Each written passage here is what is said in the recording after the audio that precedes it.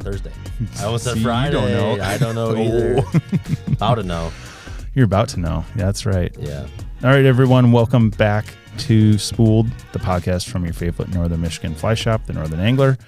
Tonight, I'm your host, Matt Hartman, and I'm joined by my good friend, Casey. Hello, hello. Who works for us in the summer months and then is about to head back to school for what semester is this? I don't know. Number semester-wise. I don't know. Okay. No, you're just going back to school. How about that? Yeah.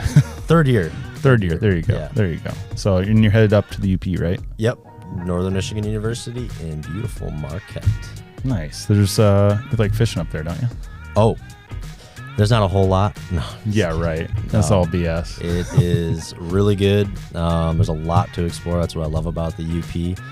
You can find stuff that people haven't been to in several years if you just walk a little bit off the beaten path. Right. So, right. Yeah. So, well, it's been a busy summer. We haven't had a chance to do podcasts, obviously, for those of you listening, because we cram it in here. We pack everything we can into our summer months in Northern Michigan, and Casey's traveled, I've traveled, Joe's been traveling, Brian's been doing traveling, and summer flies by. You just have to squeeze it in, and then all of a sudden we're here. August, what is it, 20? It's in the 20s. Second? It's in the 20s. It's 22nd because I leave Saturday, 24th. There you go. Yeah. So that's, blink of an eye. Blink of an eye. It goes very, very, very quick. So I got to go out west this year and down to go chase carp on cicadas, which we'll do I was pretty jealous of that. Episodes on those trips coming up because I think there's some cool stories to tell there. You were out west. I was. Spent about 2 weeks in Wyoming, just traveling around, fishing wherever we could. Me, my buddy, my grandpa, and my dad, and yeah, it was pretty special. Boys trip. It was. It's really cool you guys try and do that every year because I don't know, it took me years to get back out west after moving back to Michigan, and every time I step off a plane out west, I kick myself for waiting. It's good to feel small in the mountains. Yeah. You know, being from Michigan, you got big, wide open spaces. Trees, but out there it's vast. Yep. Emptiness. It's awesome. It's awesome. Yeah. And then there's good fishing too. Stupid good fishing. World-class trout fishing. It's crazy. Yeah. I mean, I love Michigan for the diversity, but man, if you love trout fishing, There's go out no west. better place. You just go out west. It's the thing to do. So, or we have a Chile trip coming up to Patagonia in Chile. Yeah, I wish I could go on that. That's going to be, so we'll see how the international trout fishing is next year. So I bet you it's going to be pretty I have darn a good. feeling it'll be decent. I've seen some videos. So, Casey, what was the highlight of your summer? I'm curious. Was it your trip? It's got to be, I think. Yeah. Yeah. Except I got sick for like 4 days in the middle of it, but I still managed to fish. So through it at least. And, if I know anything, it's that, only missed a day. Being sick is not going to slow you down. So just a little bit, but I was a little bit of a hindrance, I guess, on the other three people I are with because, when you're sick, doing stuff. The whole group is sick. Then. Yeah. Basically. Yeah. That's a bummer. But it was worth it. Yeah. It was great. Well, that's good. Do you have some stuff planned for the fall? For the fall, yeah, we're going to Canada. Nice. Actually, you're doing that same kind of salmon trip? Mid-September. Going to go up to Wawa and tour around up there, and it's some really good fishing up there. That's cool. It looks cool. I think I'm going to be beautiful. I have a buddy's wedding to go to, so I'm going to miss out on that. But hey, you'll be in But I'm going to go up Marquette. to the UP and camp for a week. Yeah. So that's pretty special too. Yeah, I haven't had a lot of time to do that kind of stuff, but Hey, you just spent a week out west, isn't that right? I know. It was like nine days. Yeah, you went from Montana, Wyoming, Idaho. Yeah, it was that's wild. a pretty good tour. We'll talk about that. The tour to west. Yes, we'll do a subsequent episode on. Oh my gosh, we're gonna have Rich call in for sure. My driver. I was the co-driver. Oh, I was a bit of a passenger princess. That's not too bad. I had a very important job: navigate and play the music. The music's probably the most important Simple. out of that. Yeah. We even made a playlist, so maybe we'll share that a little bit. So important stuff. Can't wait to see. Tonight's episode I'm excited about. This is why I wanted to do this with Casey. Is tonight we're talking about mousing. And I think there's a lot of mystery surrounding mousing because the anglers that really focus on it, they don't always talk about it a lot. There's, and it's this ragtag type of fishing that's a little bit different. You need to be very comfortable, I think, in a river, first of all, and then you're doing it in complete darkness, which is it's like being awesome. in another world. So we're going to talk a little bit about what the mousing thing is, why we like to do it, and maybe have a few tips for you as well along the way. And we're going to talk about Joe, Casey, and I fit a few mousing trips in this summer. Like just a few. Week. I know it was like last ditch efforts to be on the water together, but we had some fun. We'll tell you about how that went and walk you through kind of our fishing trip, and then give you a few tips and call it good. That's the plan, man. That's the plan. You good with that? I'm down with it. Let's do it. So I'm curious, like, how would you describe what mousing is to someone who's never done it, to a new angler?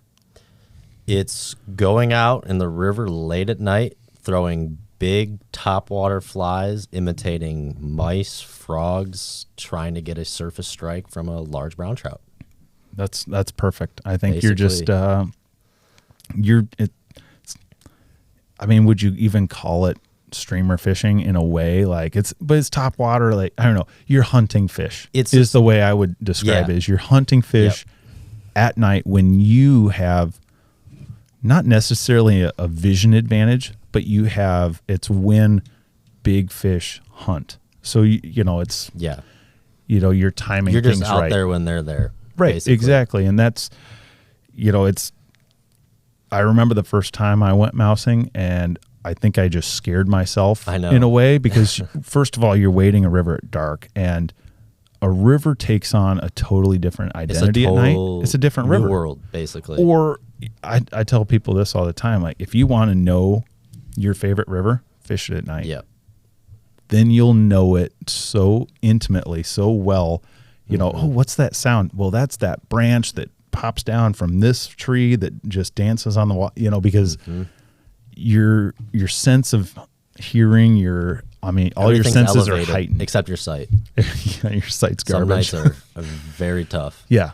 I mean, sometimes we do have the moon, but we're never fishing with our lights on. No.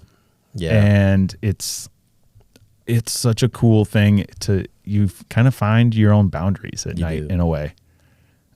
I used to fish at night alone. Not recommended. Generally do not do that anymore. Plus, I think it's more fun with a buddy. Yeah. You feel a lot more secure as well. And you can build off each other's energy. Mm-hmm. I know you don't get tired. I get tired at night now.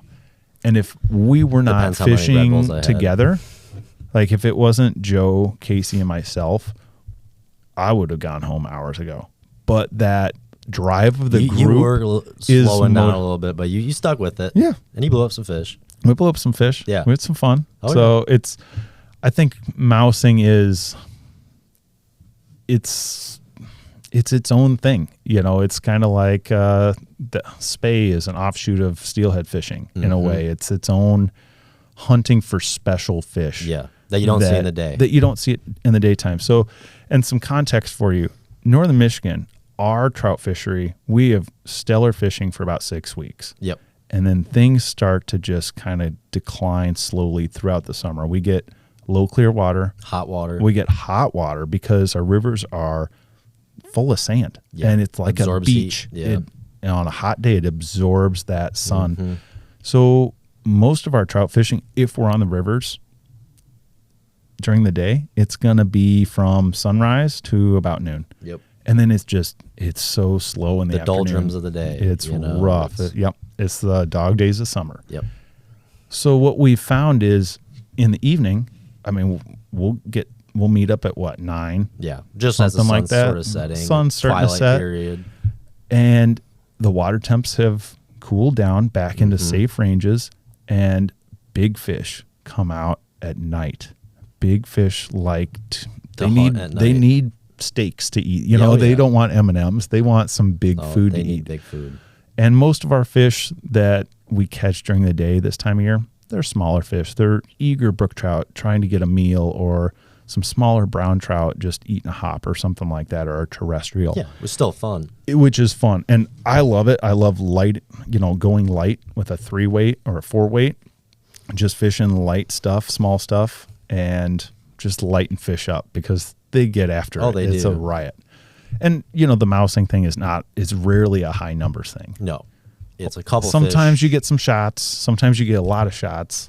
Converting fish, hooking fish, keeping them hooked. That's probably the most frustrating part. Oh, I'd it's say, so of mousing tough. is some nights, I swear you'll have 20 plus fish blow up on your fly, and you'll hook And you maybe 2. You can't keep them buttoned. It's wild, and You don't understand sometimes. I mean, if I'm eating tacos at night, I'll probably miss my face on occasion too. Yeah. Especially if it's moving or something. Just it's so eager. So they're eager, and they're not always committal, I think, at night. But that's how I would describe mousing. It's this night ops mission, basically, where you're out there. You better make sure you don't work the next day. Yeah. yeah. Done that mistake one too many times. You always work after. Usually.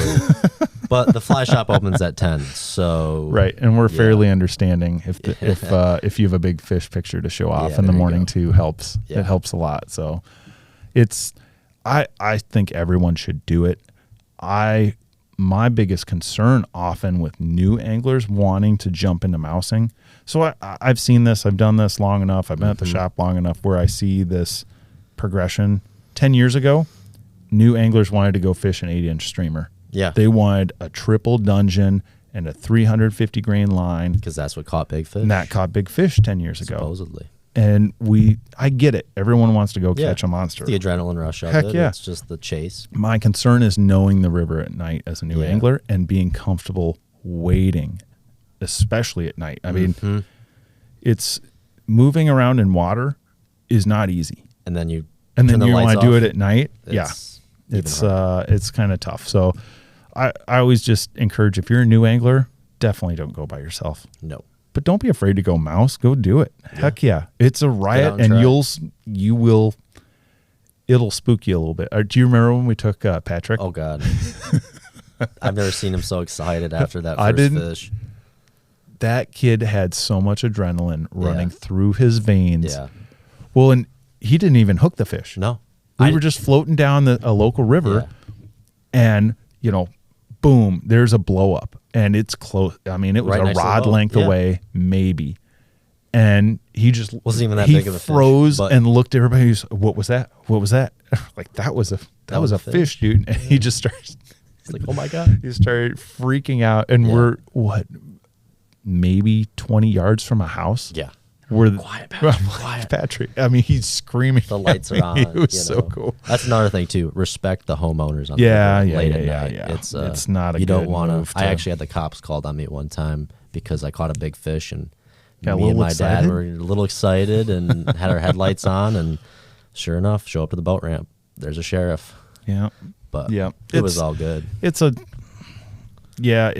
odd floating and waiting past people's houses as they're watching TV, and I mean, it is what it is. I just try and not make noise or shine my light inside or, because I'm not here to make anyone uncomfortable. I'm in my own little fishing world and doing my thing. So, but it's what I'm trying to say is you'll spook yourself the fish you blow up, especially if you're fishing some really quiet water. Oh my gosh. It's intense. Speaking of taking a new angler mousing, last week, me and my buddy Nate took Max. Oh, that's right. You were telling me about that. From Canada. Yep. Over the Asable. And he blew up a fish probably 5 minutes in. And he was so excited and freaked out from it. It is something that everyone should experience if you're a trout angler. I think so. It's something else. It's something unique. Yeah. And anymore, that's what energizes me as an angler is if it's unique, if it's different, I'm there. That sign me up.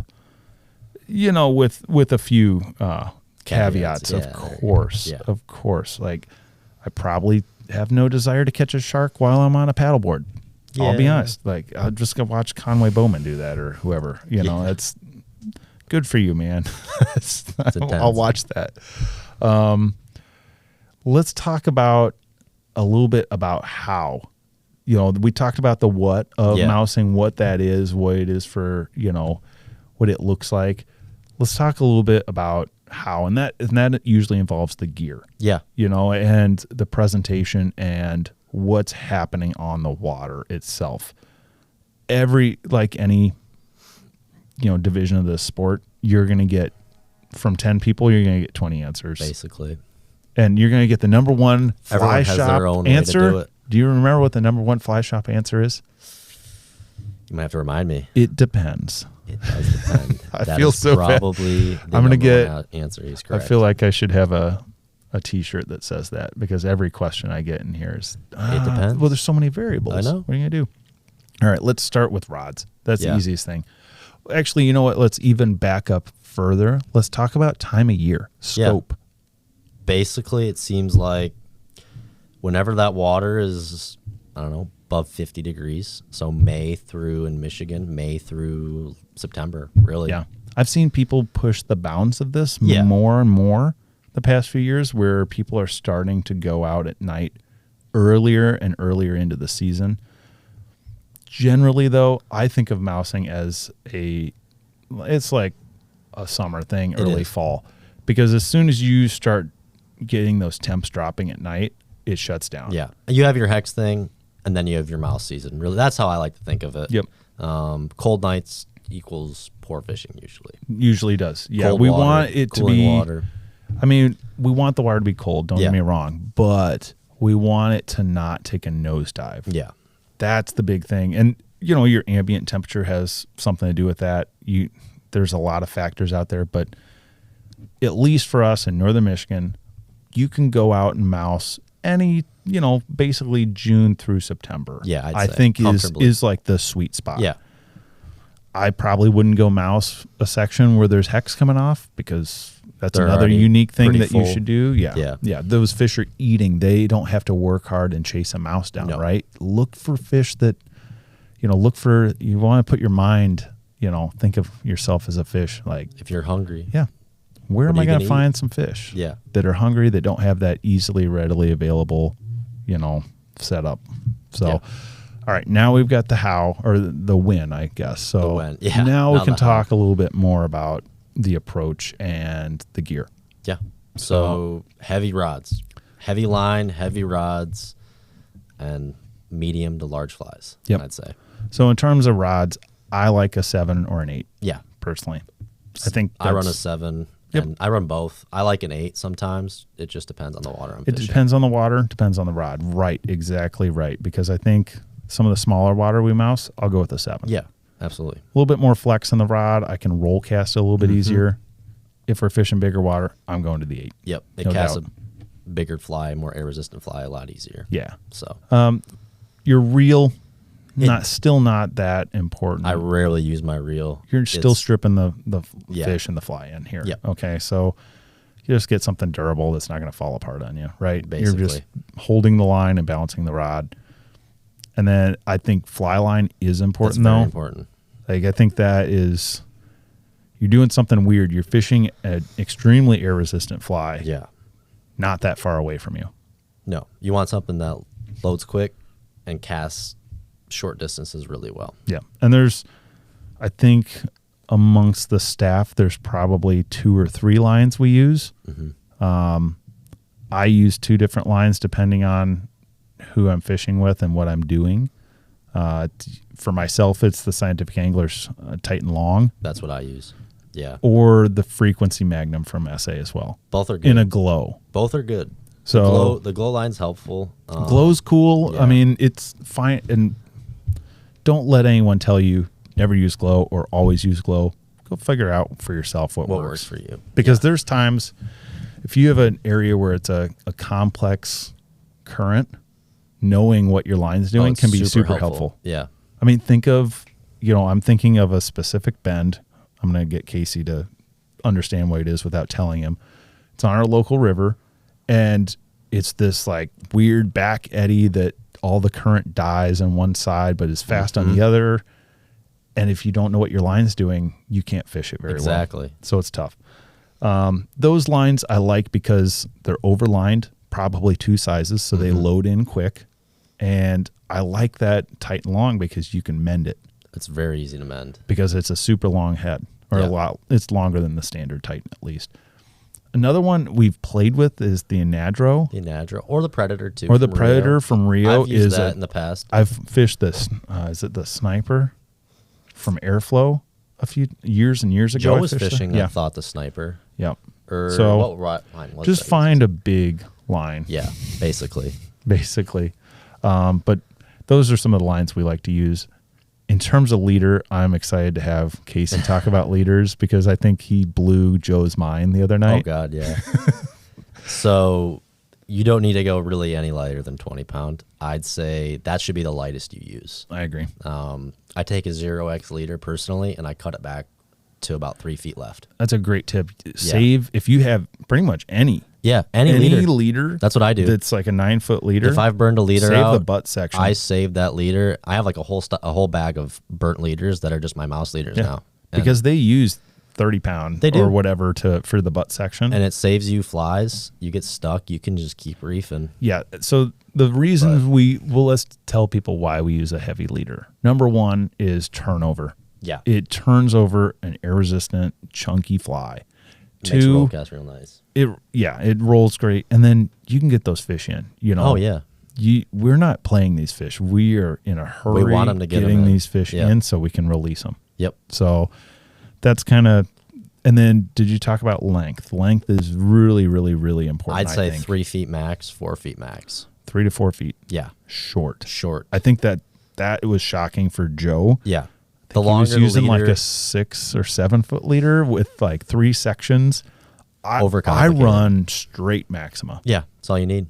Straight Maxima, because it's so short the taper doesn't do anything. Plus, I want it to smack down on the water. You want that slap. So it draws them in sometimes. You want things to slap. Is that what I'm hearing? Yeah, that's important. The slap is good. Yeah. So, and then flies. This is when you go down the rabbit hole. Oh boy, you could go spend days talking about mouse flies. I feel like I think it's the big thing I would want to communicate is style of fly should match the type of water. Absolutely. So one of the rivers we like to fish is just flat, and it's super slow. It's like we call it a ditch sometimes. It's basically a spring creek. It's just flat and calm, and there's no rapids, no nothing. There's barely riffles. Barely. And we're usually not even fishing in the riffles because we want that little bit of a hunting ground kind of area. There, I want a fly that maybe it wakes. Maybe it doesn't push a ton of water. Maybe it doesn't. I think of it kind of like the idea of popper fishing. If I'm fishing really, really calm water, I don't want to go throw a size 1/0 popper that's just, basically a depth crashing charge. Water, stuff like that. No, a little more subtle, more realistic. So flat water, calmer water. I want a fly that sits a little bit higher in the water column. I think of Mr. Hanky as a classic. That's a good one. The what's the deer hair one? Oh, the Moorish mouse. Thank you. Yes, good memory. That's a classic. Moorish mouse is a classic. Yeah. I think Ed's flies are great for that. It's a step towards something a little bit bigger, hang down. I like the frog pattern for that slower water. Amphibious assault. I like his mouse for more disturbed water because of that curly tail. It gives off a wake. Oh, the McCoy mouse. The mouse. Yep. Yeah, with that little twister. I think that's smart. Those subtle little details. So we're talking about Ed McCoy, who I'm hoping to have on the podcast in the future because he's the mouse god. I'll give him that. That's all he does in the summer. And that's commitment, man. That's cool. Oh, and he designed some really cool flies. We had some guys in the other week from Utah that are starting to mouse, and they were so excited to see that we had actual mouse patterns. Yeah. Because I'm sure all they have is a Mr. Hanky or something like that. And they don't do it a whole lot out there. They bought a pile of them. So, and we have them online. You can check them out. McCoy's Mouse and Amphibious Assault. Really, really good mouse patterns for that water type. For all of Michigan, actually. Yeah, I like it. They fish well everywhere. Let's talk about a little bit busier water, riffle water. Yeah. Something that creates disturbance. You have to get their attention. Yep. Because if it's fast water, the other day when we were out there, we were catching all of our fish out of super fast water. Yep. And they will be sitting that sometimes, and you have to get their attention. You do. Yep. And if it's just this quiet, sit on top fly, it's not gonna slap. Yeah, exactly. You need it. So the slap will help in that. So you're gonna throw a heavier fly that probably holds some more water, probably some more rabbit fur, that kind of thing, or a brush that uses some natural materials, and then sits a little bit lower in the column, and probably is a little bit more dense up front. So if you're doing strips, we'll talk about presentation in a second. Yep. It pushes a little bit of water. So that's kind of, let's see, I'm trying to think of some, Wiggle Lemming. That's a good one. There's a few companies that tie that one. Heavier one. There's a bunch. And mousing is kind of like streamer fishing used to be, where it's this free form, like, just anything goes. You want to tie it pink, do it. And that's fun about it, is you can tie some weird stuff. You can do some green, pink, purple flies. Yes. They all work. They work in different light conditions. You can play with different colors. Some people are very stringent about that. I personally am not. Some are. I just think go throw it. If it works, it works. If it doesn't, change it. Yep. I don't know. I don't get out enough. The guys that pattern these fish, that know addresses, that are out there every night, I'm curious to ask Ed that question. Yeah. Very, very curious. I've never actually asked the question to Ed what color works what night. So, but yeah. But it's not like you don't catch fish, huh? I don't change colors a whole lot, and I don't see it necessarily because matter. you go with what you have confidence in. Confidence is key. Confidence catches fish. It does. It does. So let's talk about how we're fishing these. So the approach generally when we're fishing is downstream. It is.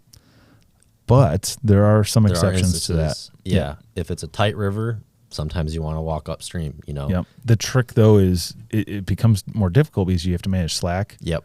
And stay tight to your fly.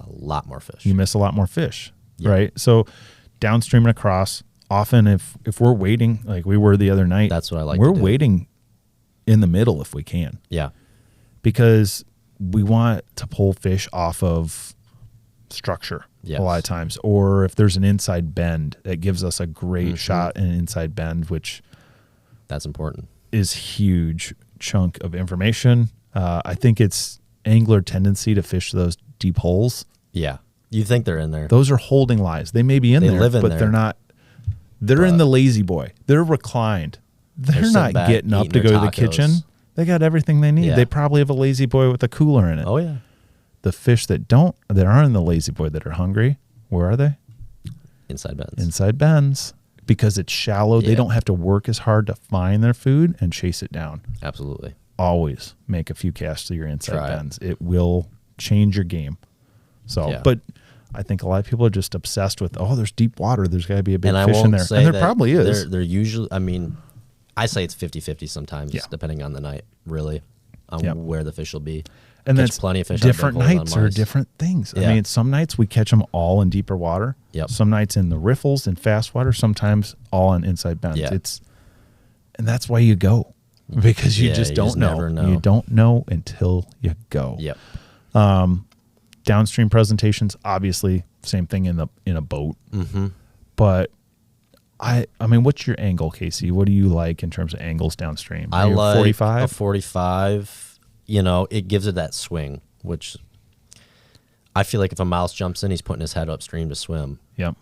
And that's the most natural for me. I think so. But straight across too. I've gotten plenty straight across, plenty throwing upstream. I think it just depends on where that fish is seeing the fly. Yep. Like if you're putting it upstream of them and you're bringing it down across them, that fish is going to see that fly coming at him and he'll come up on it. Or maybe he just wants it dragged in front of him, gives him more time to look at it, something like that. So, it just depends. I'll throw casts into the same spot and show them something different in terms of presentation. Yeah. I'll do a swing, static swing, just like you're swinging a wet fly. Yep. And that's how I started mousing, and it works. I've caught plenty of fish doing it. I think it excels in quieter water and softer water. Yeah. And then I'll go through and I'll do little strips. The micro strip is a micro strip catches a ton of fish. It does. Or the slow strip and a pause. Slow strip and a pause. Like the other night, we were only getting them to eat a pause. Couldn't get a single fish to eat a slow strip. Just don't get stuck doing one thing. Yeah. if something's not working and you feel, this is my criteria usually for changing variables. If you feel like you are making good casts, you have confidence in your fly, if you are putting your fly in places where there should be fish, then change your presentation. Yeah. But I'll change that first before I change or you flies. Just stick to it. Yeah. And eventually it's you'll a be grind rewarded. Sometimes it's a grind. It's fun. So that's I wanted to walk everybody through how we fish, what we do, that way, and how to approach that. And we're hoping to do some more videos on that as well. It's not the easiest thing to show at night, but it's difficult. But we can talk about it. We can do the visuals during the light so people can see and then kind of visualize what that would be like at night, right? So any essential things you take with you before we get into tips? Like, I think there's, like, if you were going to build a quick mouse kit for tonight, what would you throw in your bag? Headlamp, heavy leader, extra flies. How about extra UV batteries? Light, and sometimes extra batteries if you have a shitty headlamp that falls apart and drops all your batteries. Yeah. Yeah, that does happen. But UV light, I'd say, is the number one. Tell them why UV light. So Scientific Anglers makes this really cool thing called a indicator marker. Bingo, yeah. And they make it in a glow paint, and that is a game changer. It's sweet. So, for years we only had the glow fly line. Yeah. And that's how we kept track of things. I mean, you can judge your flies 3 feet behind your fly but it's not line. It's not perfect. No. So this is think of it like a grease marker that you charge up with a UV light, or you can use your headlamp. I like a UV light. Doesn't kill you. It's so much quicker, too. It's like half second. It powers it up. And it's charged up. Boom, you've got this little glow tab on your fly that tells you where your fly is. Which is key. It's huge because if it's what good you for can't you. see, It's good for your buddies when it's flying back at their face, because it does happen. But it's very helpful. Very, very, very helpful. And it's fun to see that thing disappear. It's cool. Yeah. So you've got headlamp, heavy tippet, a couple of flies. You don't need a whole lot of extra flies. Yeah, like 6 flies is fine. Max. I sometimes only bring 2 or 3. Casey, we've run a fly shop. We're trying to sell some flies. No, I'm just kidding. Yeah. You can have a whole bunch. Yeah. I mean, you're not going to lose a ton. You won't lose a ton. Not with that rope. Yeah. So, net, I would say a good net. Like a net, if you can get a net with a deep bag. Yeah. Very helpful. Because these are usually bigger fish. They're bigger fish, and then deep bag gives you that security. Yeah. And the fish security. You can keep the fish in the water a little bit easier without having to worry about them while you unhook them and revive them. That's a great way to go. Yeah. They appreciate it. Yeah, I'm sure they do. I'm sure they do. Thinking they got abducted in the middle of the night by aliens, basically, with these headlamps lights, shining in their eyes. Like, what is it? That's basically trout alien abduction. Yep, that's what's happening. Anything else? I mean, I usually, even in the summer, I'll wear waders, even though my program is wet wading all summer long. Don't wet wade at night. I know I have a buddy that has tried it. It ends poorly. You leave early. You get cold. You get cold so fast. Yeah. It's wild how... Even if it's a 70-degree night, you're going to get cold. It's so different sitting in your backyard at night versus being in the water. 50-degree water. Yeah. Man, it just zaps your heat. Oh, God. And the other thing, like good wading boots, because I kind of kick my way, not kick, but you feel with your feet. Your way down. You feel with your feet. And especially the toe caps, like are huge. Like I can feel, okay, this is a log. I need to step over. This is a rock. This is a stake. Like, and the weight, wear your flipping wading belt, people. Oh yeah. You don't want to go for a swim. So, no. So that's kind of the basic kit. I like the minimalism of mouse fishing. It's rod, reel, line, some flies. 6 flies, a headlamp, and a net, and you're off. Maybe a few Red Bulls or something. Something to keep you awake, like a coffee. That helps. Something is, yep. Sunflower seeds are my pro tip. Oral fixation, as Matt would say. Just crunch, little crunch here and there, a little salt, keeps you going, man. Yeah. Keeps me going on the way home, that's for sure. Oh, God. Yeah, that's another thing. My pro tip, save about 3 sips of your energy drink for the ride home. Yeah. It'll save you. All right, here's a question. How late are you staying out at night? It depends on how the fishing is and if I have to work in the morning. So I know which one is more important that would keep you out later, but I won't. We don't have to talk about it. I know. Most definitely. You didn't have to admit it. No, I'll admit that. Like the other night, last couple weeks ago with Chuck, it was like, all right, well, if the fishing's not good, we'll push out of here. I got to work tomorrow. The fishing was good. I got off at 3:34 in the morning. Right. So that's the way it goes. Happens. Yeah. Like Ed McCoy, he won't run a trip without staying out till 5 a.m. I know. Brian fished with Ed, and he was toast. Yeah. The next day, he was like, "Oh, you're dude, toast." I didn't get home. I got home at like 6, 7 a.m. Like the sun was coming up. Yeah. Like, man. If you can do it every night, but if you have the temps impressive. to do it, like, yeah, I think there's certain things that trigger us to call it. yeah, And it's when you start to get that nosedive in temperature is huge. like tonight's gonna be tough. I'm going tonight, and it's gonna get cold. It's gonna get cold. But I leave on Saturday. Yep, you gotta go for it. Yeah, go for it. But you might get an early bite You too, never know. because the days are getting shorter. Yep. So if you get mist on the water, oh man, I basically call it. If we Death fog. if we hit the dew point and then we Death get the fog. fog, There's it's two types over. of fog. There's water warming up fog, and there is water cooling down fog. You don't want the water cooling down fog. Well, you don't get many water warming up in the middle of the night. It's rare. I've seen it. What? Yeah, last Friday on the Was it Asabo. purple haze? Just about. Yeah, there was a haze over the river. But, That happens. Yeah. Yeah. All right. Well, I think that's some good info for people in terms of gear and basic stuff. Hopefully we'll revisit this in the future with Ed too. But let's talk about our little mousing mission the other night. Yeah. Or other nights. Mm-hmm. We snuck out twice in how many days? 4 days In apart. 4 days, which Yeah. is pretty good for us. We Especially for did. you. It's true. I know. That's the reality. We did a wade mousing trip, and then we did a float as well. Mhm. And man, that was so much fun. It was great to get the out. guys together, to get, just blow off some steam and go goof off basically with the boys. And I mean, we set expectations Minimum. really low, As you should. which I don't even know how Joe put it. He said, all I care about is hanging out with my friends and having some good laughs. And seeing a fish, maybe. And maybe seeing or hearing. And we did that in It was great. one bend. Yeah. I think we had a On the blow up in the float, yeah. first bend on the float trip. First 200 yards. Yeah. So yeah, that's cool. that was cool.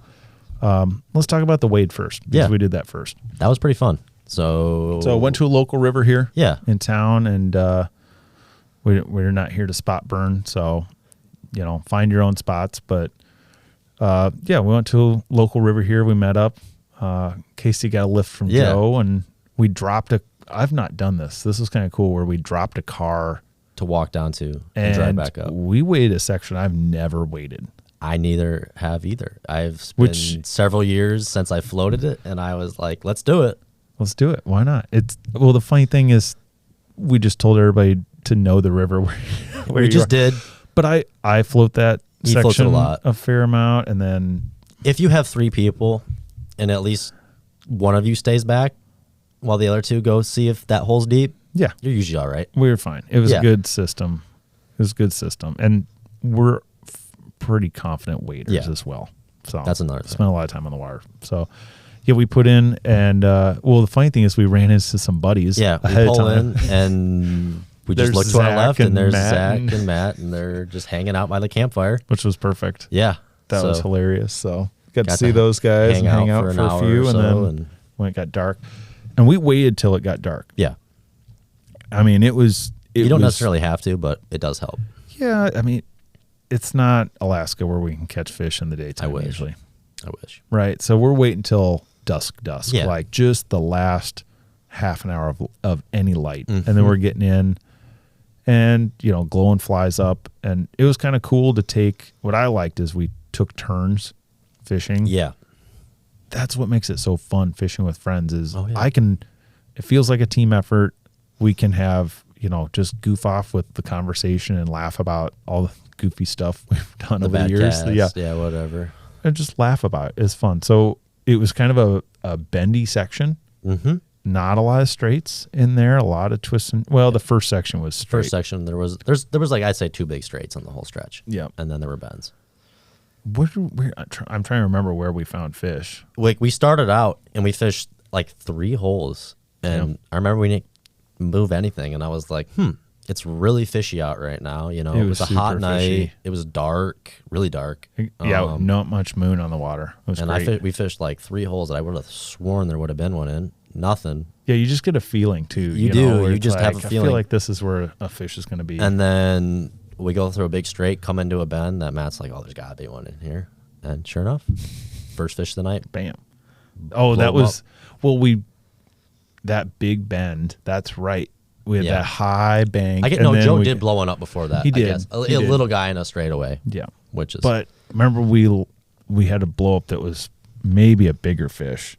Yeah. First. That's right. And then you got hung up in the tree. I passed you. Yep. Didn't get anything. You were fishing behind me. I was. We came into another bend. I fluffed that fish for you. Oh, you big time fluffed it. He was like an S bend. He was on the bottom end of the S bend. He fished through it. I was just sitting back, bullshitting with Joe, taking casts behind him, and like put a perfect cast right on the bank, swinging it, chomp. Flushed it. All I hear is, got him. There he is. Yep. And here he was. There he was. That was a nice fish. I mean, what was it? 19, 20? Yeah, in that range. That was a great, nice, healthy brown trout in there. And this is small water. It is. People, this is like would have been way too many fish, or way too small to fish a few people at once. Oh yeah. Realistically. So it worked to kind of take turns on stretches and but that was cool. We got some good pictures of that. We swam away, released it, super got good back. release, and I went and cried in the corner. No, maybe a little bit. No. I was having a lot of fun taking pictures and video and stuff. So and then we went we went a ways without a fish. We went a long ways. You blew one up in the next bend. Like you blew up I swear you blew up like 4 fish. I blew up some good pretty fish. quickly after. It was active. Yeah, because I fished after it was just like a weird bite period, and then it died off big time. And then we went for a bit of a hike, which was sweet. We went hung out in this big field, looked at the stars. Yeah. It was really cool. It was right around the Perseid. Yeah. The meteor shower. Yep, so we got to see some cool meteors. And there's just this big, huge meadow with tall grass we were walking through, which was kind of beautiful because it was really full of mist as well. It was, I don't know, it was kind of one of those surreal, cool things. And we were all cool with just sitting down and looking at the stars for a little bit, which was had nowhere else to sweet. So then we hiked down to a spot that you wanted to hit. I was like, there's got to be one. Because it's right before we have to hike back to the car. And walk us through that. It was get down there. I'm like, Joe, you better hop in front of me. And, I know there's a fish in here. He's like, no, you go ahead. Classic Joe. So I get down in there. He's very courteous, isn't he? And start working through it. Nothing for probably like the first 5 or 6 casts. And you were casting upstream. I was casting upstream then. I think, which is kind of, but you had to. There was no way. There's no way to access that spot. So that was kind of cool to see you fish upstream. Yeah. And then like the 6 casts right in this back eddy, kind of on the inside, I just get drained by, a nice upper teener. Yeah. That was pretty cool. That was sweet. That was a beautiful fish. I know I got a little video you land in that. Yeah. It's chaos, but the trick is to just get them in fast. Yep. Horse them in. A lot of times you don't hook them as well as you want. Yeah. A lot of skin hooks. Yep. Yeah. And what's your process when you get a fish to eat too? Like we didn't talk about that. I don't move the rod.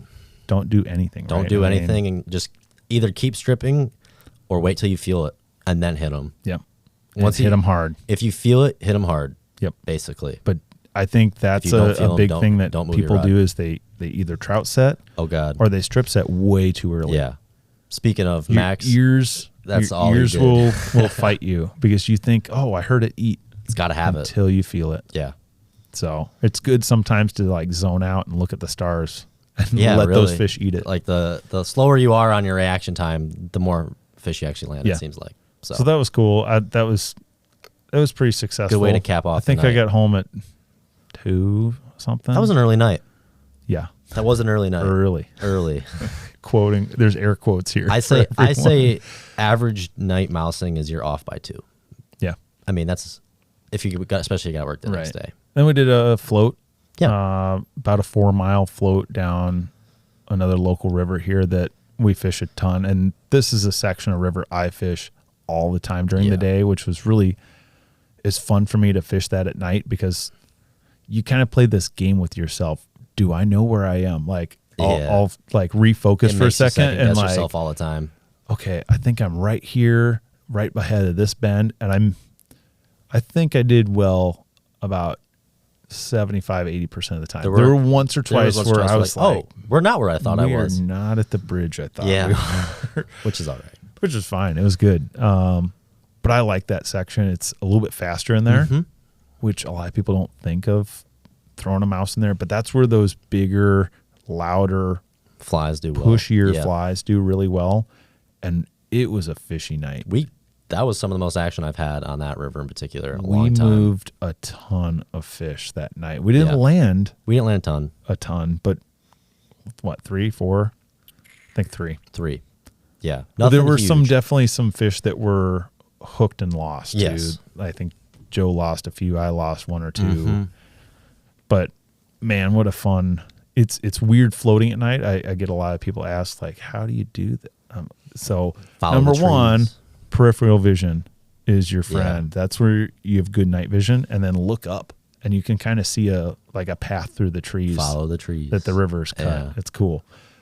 I just realized something we didn't put in your kit. Please wear safety glasses, everyone. I'm bad about this, but yes.